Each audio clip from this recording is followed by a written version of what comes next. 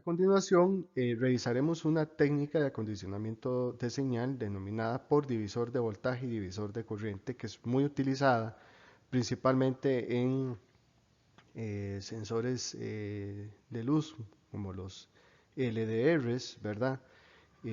Por ejemplo, en sensores de corriente, de salida de corriente. Esta técnica nos permitirá entender el sentido matemático detrás del divisor de voltaje y emplearlo adecuadamente. Eléctricamente hablando, un circuito de divisores de voltajes como el que vemos acá.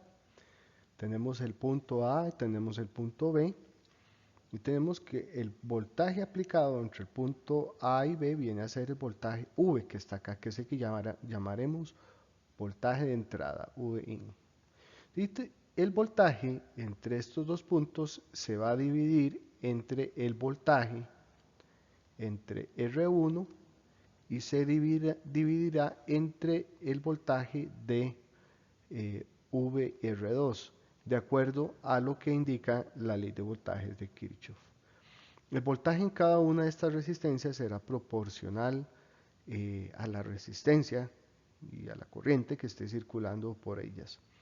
Entonces, en un circuito divisor de voltaje, podríamos decir que el voltaje de salida, o es decir, que el voltaje en este punto, podríamos representarlo como una función del voltaje de entrada, estando este parametrizado por las resistencias R2 y R1. En esta configuración podemos observar que dependiendo del voltaje de entrada vamos a tener un voltaje de salida y lo tenemos acá. ¿De qué nos sirve esto? Por ejemplo, R1 podría ser muy bien un LDR, un sensor LDR cuya resistencia cambia en función de la cantidad de luz.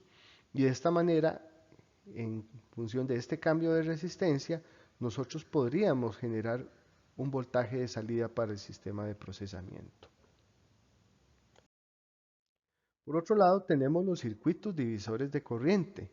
Estos se basan básicamente en la ley de corrientes de Kirchhoff. Como bien sabemos, la corriente de entrada I se divide tanto en la corriente IR1 como en la corriente IR2.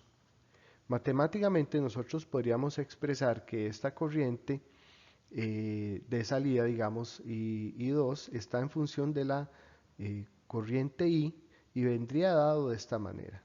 Entonces, si nosotros lo que necesitamos es la corriente I2 en función de alguna de estas resistencias, podemos utilizar esta configuración de divisor de corriente.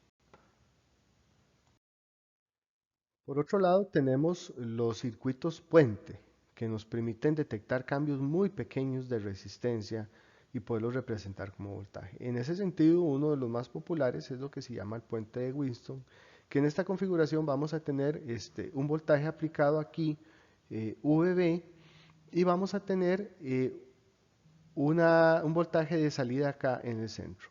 Y este voltaje de salida va a ser proporcional a estas resistencias que tenemos nosotros acá. Bueno, acá podemos ver que el voltaje de salida V0 va a estar en función del voltaje de entrada, pero también de la configuración de R1, R4, R2 y R3 acá. Entonces, teniendo nosotros un voltaje de entrada fijo, podríamos detectar cambios muy pequeños mediante V0, variando algunos de estos valores de resistencia que vemos acá. La ventaja del divisor sobre el divisor de voltaje es que un puente de Winston nos permite ver cambios muy pequeños en la resistencia nominal base, ¿verdad? Y si ustedes ven, notan acá que si todas R1 y R2 son iguales, R3 y R4 son iguales, el voltaje aquí a la C elevado a 0, que es lo que se llama que, cuando se dice que tenemos el puente en equilibrio.